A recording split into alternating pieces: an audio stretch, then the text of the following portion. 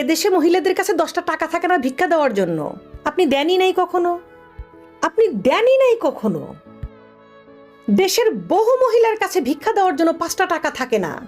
একটা ফকির আসবে 2 টাকা ভিক্ষা দিবে, ওই টাকা নাই তার কাছে, আপনি দেন না তাকে।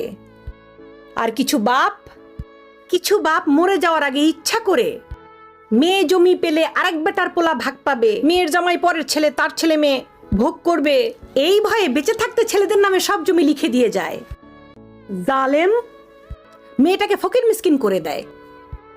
আর কিছু ভাই জমি যতক্ষণ আছে বোনকে ডেকে ডেকে খাওয়াবে, মাসে 2 মাসে ঈদে চাঁদে জামা কাপড় সেমাই চিনি এগুলো দিতে থাকবে।